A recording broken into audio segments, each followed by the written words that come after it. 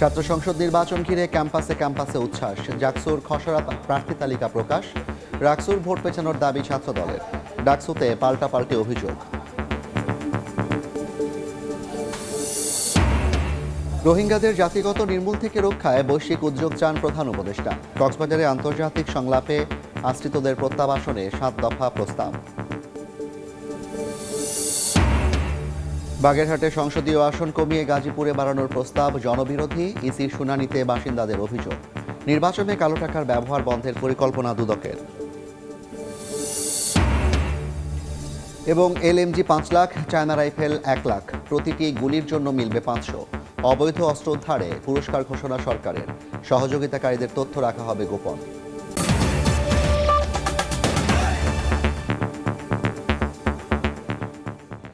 জনপদের সময়ের সঙ্গে আছি আমি জাফর সাদিক। শুরুতেই ছাত্র সংসদ নির্বাচনের খবর।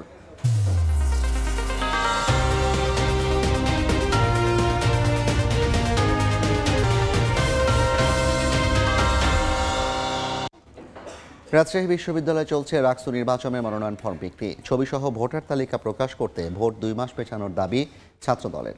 তবে ঘোষিত তারিখেই নির্বাচনের দাবি জানিয়েছে ছাত্র শিবির ও বাম সংগঠনগুলো। অন্যদিকে মনোনয়নপত্র যাচাই বাছাই শেষে আজই জাকসু নির্বাচনের খসড়া প্রার্থী তালিকা প্রকাশ হবে। কেন্দ্রীয় ছাত্র সংসদ ও হল সংসদ নির্বাচনের আমেজ রাজশাহী বিশ্ববিদ্যালয় ও জাহাঙ্গীরনগর বিশ্ববিদ্যালয়ে। সোমবার সকাল 10টায় রাজশাহী কোষাধ্যক্ষ ভবনে প্রধান রিটার্নিং কর্মকর্তার কার্যালয় থেকে ছাত্র সংসদ ও সিনেট ছাত্র প্রতিনিধি এবং হল সংসদের জন্য ফর্ম সংগ্রহ শুরু হয়। ছাত্র সংগঠনগুলোর সঙ্গে সভা করে নির্বাচন কমিশন। রাকসু নির্বাচন 2 মাস পেছানোর দাবিতে বিক্ষোভ মিছিল করেছে ছাত্রদল। তবে পূর্ব নির্ধারিত তারিখেই নির্বাচনের পক্ষে অবস্থান ছাত্র শিবির ও বাম সংগঠনের। আমরা বলেছিলাম যে ছবি সহকারে ভোটার তালিকা প্রকাশ করুন। আর নির্বাচন পেছাবে কিনা তা অংশীজনদের সঙ্গে বৈঠক করে সিদ্ধান্ত নেওয়া হবে বলে জানিয়েছে চিফ রিটার্নিং অফিসার। আমরা এই প্রস্তুতিটা কতদিনে সম্পন্ন করতে পারবো, এর জন্য আমাদের কয়দিন সময়ের প্রয়োজন, সেটা আমাদের নিজস্ব বিষয়।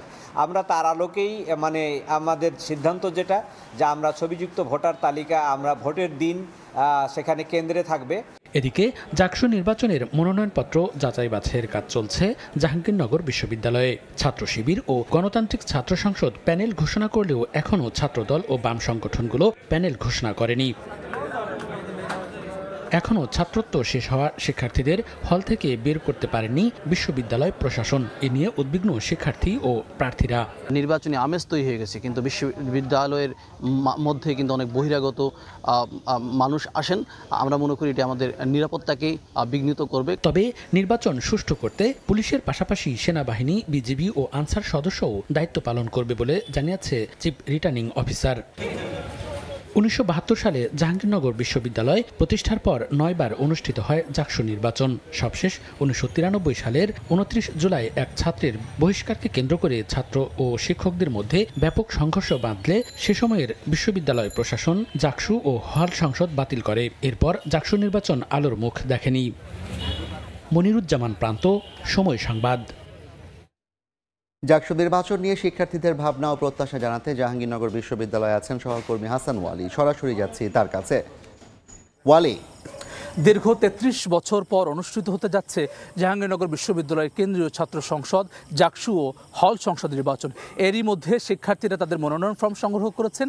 অনেক শিক্ষার্থীদের রাজনৈতিক দল থেকে তাদেরকে প্রার্থিতা ঘোষণা করা হয়েছে, প্যানেল দেওয়া হয়েছে। অনেকে শেষ মুহূর্তের প্রস্তুতি নিচ্ছে, অনেকে স্বতন্ত্রভাবে প্রতিদ্বন্দ্বিতা করার ঘোষণা দিয়েছেন। সব মিলিয়ে জাহাঙ্গীরনগর বিশ্ববিদ্যালয় জুড়ে এখন উৎসবের আমেজ। সেসব নিয়ে আমরা কথা বলতে চাই, জাকসু নিয়ে শিক্ষার্থীদের ভাবনা জানতে চাই। আমার সঙ্গে রয়েছে জাহাঙ্গীরনগর বিশ্ববিদ্যালয়ের 4 জন শিক্ষার্থী। আর শুরুতেই আপনার কাছে আসতে চাই, আমরা ধারণা করি যে দীর্ঘদিন পরে যেহেতু ছাত্র সংসদ নির্বাচন হচ্ছে, শিক্ষার্থীদের মধ্যে এক ধরনের উৎসাহ উদ্দীপনা রয়েছে। আপনি আপনার বন্ধু সহপাঠীদের মধ্যে আসলে সেই উদ্দীপনার জায়গাটা কীরকম? আমি তারেক মাহমুদ, আমি পড়াশোনা করছি পাবলিক হেলথ অ্যান্ড ইনফরমেটিক্স ডিপার্টমেন্টে। আসলে ক্যাম্পাসে বর্তমান পরিস্থিতি যেটা দেখছি জাকসু করার পরে, এটা অনেক চড়াই উতরে পার হয়ে কিন্তু জাকসু নির্বাচনের যে বর্তমান তফসিল বা নির্বাচন হবে এই একটা পরিস্থিতিতে আসছে। আপনি যদি আমাদের বটতলায় যে দেখেন, এখন বর্তমানে যে পরিমাণ মানুষ বটতলায়, সবার কথাই হচ্ছে শুধু জাকসু নিয়ে। সবার মধ্যে যে আনন্দ উৎসব মুখর যে পরিস্থিতি, একজন আরেকজনের সাথে যোগাযোগ করা, কমিউনিকেশন করা, এই জিনিসগুলো কিন্তু আমরা দেখছি। প্রার্থীরা বিভিন্ন জায়গায় যাচ্ছে, কথা বলছে, দোয়া চাইছে, সবার মধ্যে মানে একটা আমেজ, ক্যাম্পাসে যে নতুন একটা কিছু হচ্ছে এই আমেজটা কিন্তু দেখা মানে যাচ্ছে। দীর্ঘদিন পরে যেহেতু জাকসু হচ্ছে তাদের মধ্যে এক ধরনের আমেজ রয়েছে। আমার বামে রয়েছেন একজন নারী শিক্ষার্থী। আমরা সব ধরনের গণতান্ত্রিক আন্দোলন, শিক্ষার্থীদের গণতান্ত্রিক আন্দোলনে নারী শিক্ষার্থীদের অগ্রণী ভূমিকা পালন করতে দেখি, কিন্তু জাকসুতে বিশেষত হল সংসদ নির্বাচনে নারীদের হলগুলোতে প্রার্থীর সংকট দেখা দিয়েছে। অনেক জায়গায় নারী প্রার্থী পাওয়া যাচ্ছে। এটি আসলে কারণটা কি? তারা প্রার্থিতার ক্ষেত্রে কিছুটা পিছিয়ে আছেন, এমনটি আসলে কেন? আচ্ছা, আমি হচ্ছে সামিহা, পড়াশোনা করছি আন্তর্জাতিক সম্পর্ক বিভাগ ডিপার্টমেন্টে। আমার কাছে যে জিনিসটা সবচেয়ে বড় মনে হয় যে জাহাঙ্গীরনগর বিশ্ববিদ্যালয়, আপনি জেনে থাকবেন যে একটা প্রগতিশীল ক্যাম্পাস। স্টিল হচ্ছে এখানে বিভিন্ন ধরনের ব্যারিয়ার্স কাজ করতেছে। প্রথমত পারিবারিক, বাংলাদেশের যে সোশিও কালচারাল একটা বিষয় আছে, সো এখানে পারিবারিকভাবে একটা ব্যারিয়ার্স কাজ করতেছে। সেটির বাইরে বিশ্ববিদ্যালয় কেন্দ্রিক কি কোনো ধরনের জটিলতা আছে কিনা বা আপনাদের? এবং সেক্ষেত্রে দেখা যাচ্ছে যে মেয়েরা সাধারণত হচ্ছে সাইবার বুলিংয়ের বিভিন্ন ধরনের শিকার হচ্ছে, সেখানে জঘন্যভাবে তাদেরকে বাজে কমেন্টস করা হচ্ছে। এবং সেই সাথে আরেকটা বিষয় হচ্ছে পুরুষরা যেমন মাঠ পর্যায়ে যে কাজ করতে পারে, মেয়েরা আসলে এরকম মাঠ পর্যায়ে যে কাজ করতে পারে না। সো এই ব্যারিয়ার্সগুলো আসলে মেয়েদেরকে সামনে এগিয়ে যেতে বাধা দিচ্ছে আমার কাছে মনে হয়। পিছিয়ে রয়েছে যেমনটা আসলে বলছিলেন আপনার একজন বন্ধু বা আপনার সহযোদ্ধা বা সহপাঠী, যে আসলে এই যে সাইবার বুলিং এর কারণে আসলে অনেক ক্ষেত্রে নারী প্রার্থীরা পিছিয়ে রয়েছেন।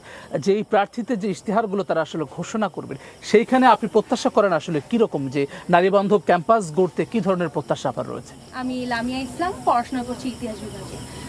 যেমনটা আমার পূর্ববর্তী বক্তা বলে গিয়েছেন যে আসলে সাইবার হ্যারাস বা বুলিং এগুলো যেগুলো বেশি বাড়ছে, কারণে নারী প্রার্থীদের আসলে অংশগ্রহণটা কমছে। এক্ষেত্রে আমরা যদি দেখি যে আসলে আমাদের নারী বান্ধব পরিবেশ তৈরি করার জন্য কাউন্সিলিংটা সব থেকে বেশি দরকার। এই কাউন্সিলিংয়ের জায়গাটা আমাদের ক্যাম্পাসে এখনও অবধি সেভাবে বিল্ড আপ হয়, সেই জিনিসটা দরকার। দ্বিতীয়ত, আমাদের নারীদের ক্ষেত্রে মেনস্ট্রুয়াল হেলথ, এছাড়াও নারীদের ক্ষেত্রে বিভিন্ন ট্রান্সপোর্টেশন যে সিস্টেমগুলো, এই সিস্টেমগুলোকে আশা করি একটু বেটার করা যায়।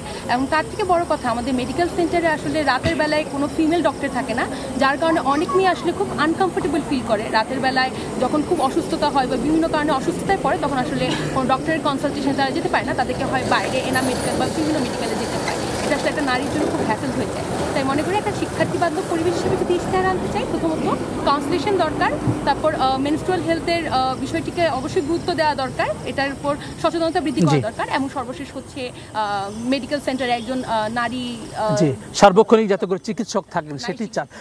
যে অনেক ধরনের প্রার্থী আমরা দেখছি, বিশেষ করে কেন্দ্রীয় সংসদে 25 জন যে প্রার্থী পদ রয়েছে, তার বিপরীতে আপনি আসলে প্রার্থী বাছাইয়ের ক্ষেত্রে কোন কোন বিষয়কে আসলে অগ্রাধিকার দিবেন? আসলে জুলাই বিপ্লবের পরবর্তীতে আমার কাছে মনে হয় যে যেই ধরনের পরিবর্তনের মধ্যে দিয়ে আমাদের দেশ যাচ্ছে, বা যে ধরনের পরিবর্তনটা আমরা বিশ্ববিদ্যালয় থেকে আশা করছি, ওই জায়গায় আমার কাছে মনে হয় দলভিত্তিক যে ভোট, এই ভোটটার দিকে আমার কাছে মনে হয় বিশ্ববিদ্যালয়ের ছাত্ররা খুব বেশি গুরুত্ব আরোপ করবে না, বরং তাদের কাছে আসলে একজন প্রার্থী, যেমন এখানে যারা ভিপি বা জিএস পদে নির্বাচন করবে, তারা কিন্তু ক্যাম্পাসের একদম পরিচিত মুখ। ওই মানুষগুলো আসলে কেমন ক্যাপেবল, তাদের আসলে সাংগঠনিক দক্ষতা কেমন, ক্যাম্পাসের আসলে প্রবলেমগুলোকে তারা কীভাবে আইডেন্টিফাই করবে, তাদের আসলে অনেস্টি জায়গাটা আসলে কেমন, এই জিনিসগুলো আসলে আমার কাছে মনে হয় অনেক বেশি গুরুত্বপূর্ণ ভূমিকা পালন করবে। এছাড়াও শুধুমাত্র তো আসলে অনেকগুলো নির্বাচনী ইশতেহার দিয়ে দিলাম, আমি সেগুলো পূর্ণ করতে পারবো না, এই জিনিসটা কিন্তু গুরুত্বপূর্ণ। এর আগে কিরকম ভূমিকা রেখেছে সেগুলো তারা আপনি অগ্রাধিকার দিবেন সেরকমই বলছেন। যে আমরা বিগত 16-17 বছর দেখেছি যে ছাত্র রাজনীতির এককেন্দ্রিকতা, সেটিকে কেন্দ্র করে 5 আগস্টের পরে শিক্ষার্থীদের মধ্যে এক ধরনের বিরূপ প্রতিক্রিয়া দেখা গেছে বিভিন্ন ক্যাম্পাসে ছাত্র রাজনীতিকে কেন্দ্র করে। এই জাকসু নির্বাচনের মধ্য দিয়ে কি তার থেকে কি উত্তরণ ঘটা সম্ভব কিনা আপনি কি মনে করেন? অবভিয়াসলি আপনি যদি এই বছর যারা মনোনয়ন সংগ্রহ করেছে এই সংখ্যাটার দিকে যদি দেখেন, তাহলে দেখবেন যে হিউজ অ্যামাউন্ট অফ স্টুডেন্ট তারা সাহস করেছে যে আমি নির্বাচন করব। তারা হয়তো কোনো দলীয় লেজুর ভিত্তিক ছাত্র রাজনৈতিক যে সংগঠন সেটার সাথে জড়িত না। আগে যখন এককেন্দ্রিক একটা রাজনীতি ছিল, তখন তারা হয়তো চিন্তা করতো যে আমি হয়তো পার্টিসিপেট করতে পারবো না, করলে আমার উপর প্রেশারাইজ করা হবে। এই ভাবনাটা কিন্তু শিক্ষার্থীদের মধ্যে নাই। আমরা যখন দেখেছি যে এই যে সিনেট ভবনে জাকসু যে নির্বাচন কমিশনের কার্যালয়, সেখান থেকে মানে অনেক মানুষ একদম অনেক স্টুডেন্টরা তারা হচ্ছে নিজের জায়গা থেকে সাহস নিয়ে মনোনয়নপত্র সংগ্রহ করেছে। তাদের একটা সাহস আছে যে আমি নেতৃত্ব দিতে পারবো, জাস্ট আমার কোনো একটা রাজনৈতিক সংগঠনের সাথে বিলং করতে হবে এরকম কোনো আশা বা প্রত্যাশা, তারা ওইরকম কোনো কিছু তাদের ভয় ছিল না। তো আরেকটা ব্যাপার হচ্ছে যে দলীয় লেজুভিত্তিক রাজনৈতিক সংগঠন যারা আছে তাদের আপনি দেখা বলছেন যায় যে একটি উন্মুক্ত পরিবেশ জি, তৈরি জি, হয়েছে। জি, জি, আমরা বিশ্ববিদ্যালয় বলতে আসলে যেরকম বুঝি যে একটি গবেষণাধর্মী বিশ্ববিদ্যালয় হবে, সেই জায়গায় কি জাকসু নির্বাচনের মধ্য দিয়ে যে ছাত্র প্রতিনিধি আসবে তারা কি ভূমিকা রাখতে পারবেন কিনা কার্যকর করতে? আচ্ছা, আপনি যদি দেখেন বিশ্ববিদ্যালয়ের মৌলিক কাজ হচ্ছে শিক্ষা এবং গবেষণা নিয়ে কাজ করা, এবং আমাদের জাহাঙ্গীরনগরে বিভিন্ন সমস্যা আছে। আপনি যদি ওয়াজেদ মিয়ার কথা চিন্তা করেন, এখানে আমরা ভালো মতো অ্যাক্সেস পাই না। তারপরে হচ্ছে আমাদের টিচাররা যে ফান্ড পায়, টিচারদের কোনো রিসার্চের ফান্ড নেই, আমরা কোনো রিসার্চ ফান্ড পাই না। আমাদের হচ্ছে লাইব্রেরিতে কোনো সেরকম বইয়ের অ্যাক্সেস নাই, সেরকম বই নাই। তো আমাদের হচ্ছে রিসার্চ এবং শিক্ষাক্ষেত্রে খুবই বাজেভাবে একটা সমস্যা রয়েছে।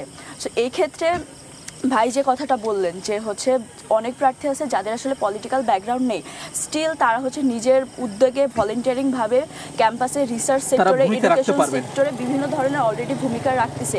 এরকম মানুষ যদি আমাদের জাকসুতে আসে তাহলে দেখা যাবে যে এই যে রিসার্চ সেক্টরটা আমাদের ক্যাম্পাসের র্যাঙ্কিং যত উপরে এগিয়ে যাবে সেই প্রত্যাশা আপনি করছেন। হ্যাঁ, ওনারা যদি ওনাদের ইশতিহার অনুযায়ী কাজগুলো করে, আমাদের শিক্ষা এবং গবেষণা তথ্য প্রযুক্তিগুলোতে কাজ ঠিকমতো করে, তাহলে দেখা যাবে যে আমাদের ক্যাম্পাসের জন্য বেটারমেন্ট হবে। জি, ধন্যবাদ আপনাকে। আমরা দেখলাম যে বিশ্ববিদ্যালয় প্রশাসন, আমরা দেখেছি যে সেনাবাহিনী এবং বিজিবি থাকবে, আপনাদের ভোট যাতে করে আসলে সুষ্ঠুভাবে সেরকম সিদ্ধান্ত নিচ্ছে। আপনি আসলে কিভাবে দেখছেন বিষয়টি? আসলে যদি এই জিনিসটা চিন্তা করি, আমরা যদি একদম জাকসু পাস হিস্ট্রিতে যাই, 33 বছর আগে বিভিন্ন সংঘাতের কারণে আর কি জাকসুর বানচাল করে দেওয়া হয়েছিল। তো এখন এই জিনিসটা যদি চিন্তা করি, নিরাপত্তার বাইরে যদি চিন্তা করি, তাহলে আমি মনে করি এই জিনিসটা আপনি সাধুবাদ জানাচ্ছেন। সাধুবাদ জানাচ্ছি। অবশ্যই আমি মনে করি একজন বিশ্ববিদ্যালয়ের শিক্ষার্থী হিসাবে প্রশাসনের একটা প্রশাসনিক সবলতা থাকাটা সবচেয়ে বেশি গুরুত্বপূর্ণ। সেখানে যদি সেনাবাহিনী মোতায়েন করা হয়, সেটাকে আমি অবশ্যই ভালোভাবে। জি, ধন্যবাদ। সবশেষ প্রশ্ন আপনার কাছে জানতে চাই, যারা প্রার্থী হচ্ছেন তাদের উদ্দেশ্যে আসলে আপনি কি বার্তা দিতে চান, যদি ছোট করে একটু বলেন। আমার কাছে মনে হয় যে যারাই প্রার্থী হচ্ছেন তারা আসলে প্রতিদ্বন্দ্বী না, কারণ আমরা সবাই আসলে বিশ্ববিদ্যালয়ের উন্নয়নের জন্য কাজ করব। তার মানে যদি আমি ইলেকশনটা হেরেও যাই, তাহলে যে আমার সহকর্মী বা সহপাঠী এই ইলেকশনটা জিতলো, আমার আসলে সর্বোচ্চ তাকে সাহায্য করা উচিত। এমনকি যে জিতলো তার উচিত হচ্ছে, অনেক ক্ষেত্রে দেখা যায় যে জেতার পরবর্তীতে আমরা আসলে ইশতেহারগুলো ভুলে যাই, আমরা আসলে দেখা যায় ওই অনুপাতে কাজ করি না। আমার কাছে মনে হয় এই সততার জায়গাটা আসলে এনশিওর করা একটা দরকার। জাকসু নির্বাচন জুলাই পরবর্তীতে সময়ে আমরা চাই একটা পরিবর্তন, এই পরিবর্তনটা আসলে তাদের হাত ধরে আসুক। আর সবার জন্য বলবো সবাইকে শুভকামনা। আর যে পজিশন থেকে নির্বাচন করছেন অবশ্যই নিজেদের ইশতেহারগুলো ভালো মতো দিবেন, এবং হচ্ছে নির্বাচনটা যাতে সুষ্ঠু হয়, বিভিন্ন দলীয় ভিত্তিক যাতে কোনো ঝামেলা না হয়। যারা স্বতন্ত্র নির্বাচন করছেন তারাও এই জিনিসগুলো সবাই খেয়াল রাখবেন, এটাই বলব। ধন্যবাদ আপনাদের সবাইকে। ধন্যবাদ দর্শক, সবাইকে ধন্যবাদ যারা এতক্ষণ আমাদের সঙ্গে ছিলেন। জাহাঙ্গীরনগর বিশ্ববিদ্যালয়ের কেন্দ্রীয় ছাত্র সংসদ জাকসু নির্বাচন অনুষ্ঠিত হবে আগামী 11 সেপ্টেম্বর। সেটি নিয়ে আসলে শিক্ষার্থীদের ভাবনা আমরা জানছিলাম। আগামীকাল ডাকসু নির্বাচন নিয়ে শিক্ষার্থীদের ভাবনা আমরা জানাবো ঠিক একই সময়ে। দর্শক যারা এতক্ষণ আমাদের সঙ্গে ছিলেন সবাইকে অনেক ধন্যবাদ। আগামী দিন আপনারা থাকবেন, সবাই ভালো থাকুন, সুস্থ থাকুন, সময়ের সঙ্গে থাকুন। জাকসু নির্বাচন নিয়ে শিক্ষার্থীদের ভাবনা জানাতে জাহাঙ্গীরনগর বিশ্ববিদ্যালয় থেকে যুক্ত ছিলেন সহকর্মী হাসান ওয়ালি। মিয়ানমারের জান্তা ও আরাকান আর্মির হাত থেকে রোহিঙ্গাদের বাঁচাতে বিশ্ব সম্প্রদায়কে কার্যকর উদ্যোগ নেওয়ার আহ্বান জানিয়েছেন প্রধান উপদেষ্টা ডক্টর মোহাম্মদ ইউনূস। কক্সবাজারে আন্তর্জাতিক সম্মেলনে প্রত্যাবাসন নিয়ে 7 দফা প্রস্তাব তুলে ধরেন তিনি। বলেন, রোহিঙ্গাদের জাতিগত নির্মূলের ভয়াবহ পরিকল্পনার বাস্তবায়ন থামানো সবার নৈতিক দায়িত্ব। মিয়ানমারের জান্তা বাহিনীর নির্যাতনের মুখে 2017 সালে বাংলাদেশ অভিমুখে ঢল নামে রোহিঙ্গার। নানা প্রচেষ্টার পরও এখনো একজন রোহিঙ্গাকেও ফেরানো যায়নি নিজ দেশ মিয়ানমারে। 8 বছরে এই প্রথম বড় পরিসরে রোহিঙ্গাদের নিয়ে আন্তর্জাতিক সংলাপের আয়োজন। কক্সবাজারে 3 দিনব্যাপী আয়োজনে অংশ নেন 40টি দেশের প্রতিনিধি, জাতিসংঘ সহ সব অংশীজন। আমন্ত্রণ জানানো হয় সকল রাজনৈতিক দলের নেতাদেরও।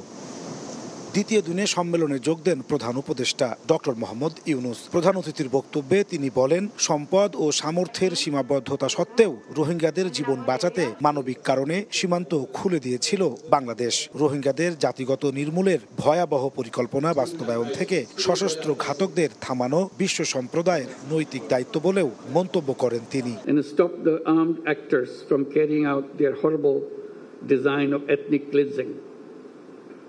of the entire Rohingya population. We don't afford anymore to stand silent at the protected situation of the Rohingyas. Hence, we urge upon the international community to undertake collective efforts to stop the Myanmar junta and the Arakan Army from unleashing violence against Rohingya. Effective role of the international community is much more needed than ever before.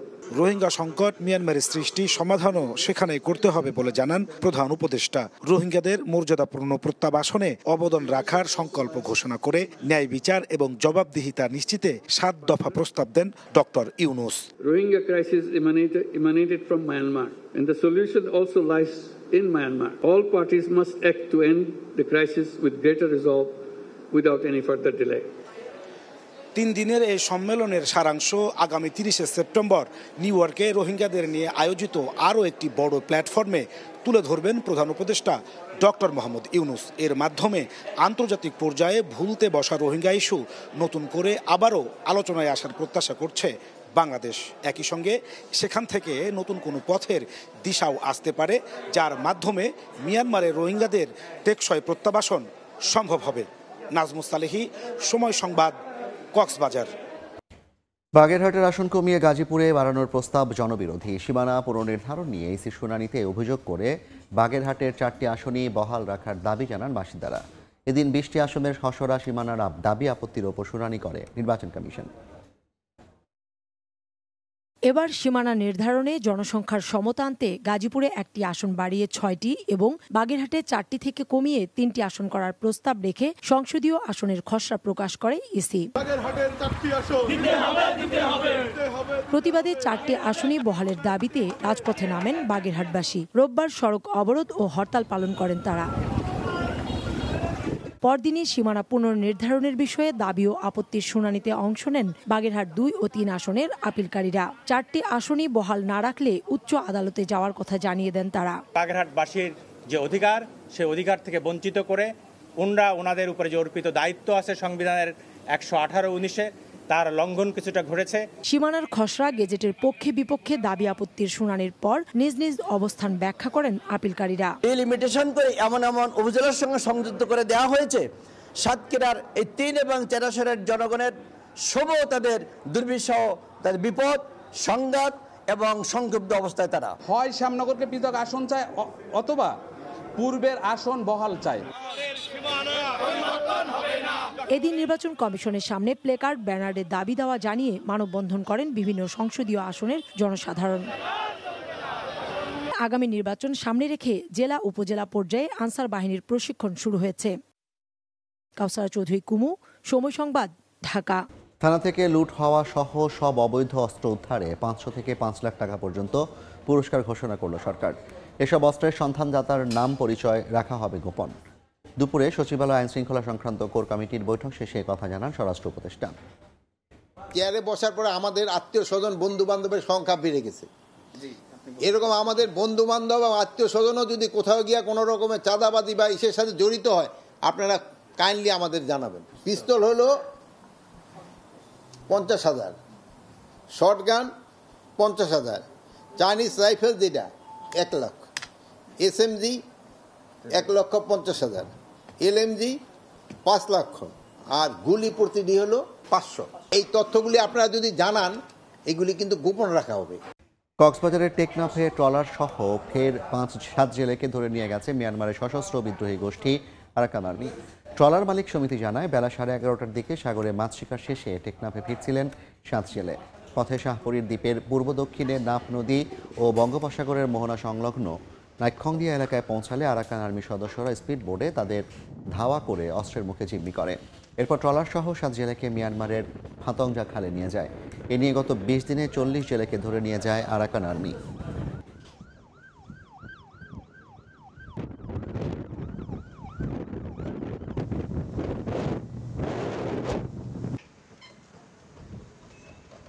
টঙ্গীর তুরাগ নদের ওপর নতুন Bailey bridge নির্মাণের দাবিতে ঢাকা ময়মনসিংহ মহাসড়ক অবরোধ করে মানববন্ধন করেছেন স্থানীয়রা। যান চলাচল ব্যাহত হওয়ায় চরম ভোগান্তিতে পড়েন যাত্রীরা। সকালে বিআরটি ফ্লাইওভারে ঘণ্টাব্যাপী অবরোধে যান চলাচল বন্ধ হয়ে তীব্র যানজট দেখা দেয়। বক্তারা বলেন, বেইলি ব্রিজ না থাকায় টঙ্গী বাজারের সাধারণ ব্যবসায়ীরা ক্ষতিগ্রস্ত হচ্ছেন, সরকার হারাচ্ছে রাজস্ব, জনসাধারণের চলাচলও বিঘ্ন ঘটছে। বেলা 11টায় অবরোধ তুলে নিলে ধীরে ধীরে যান চলাচল স্বাভাবিক হয়।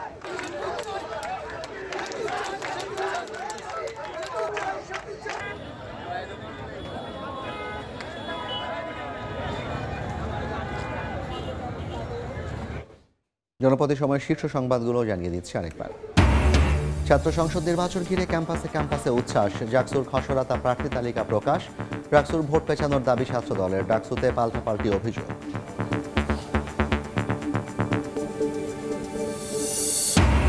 রোহিঙ্গাদের জাতিগত নির্মূল থেকে রক্ষায় বৈশ্বিক উদ্যোগ চান প্রধান উপদেষ্টা। কক্সবাজারে আন্তর্জাতিক সংলাপে আশ্রিতদের প্রত্যাবাসনে 7 দফা প্রস্তাব। এবং বাগেরহাটে সংসদীয় আসন কমিয়ে গাজীপুরে বাড়ানোর প্রস্তাব জনবিরোধী। ইসির শুনানিতে বাসিন্দাদের অভিযোগ। নির্বাচনে কালো টাকার ব্যবহার বন্ধের পরিকল্পনা দুদকের।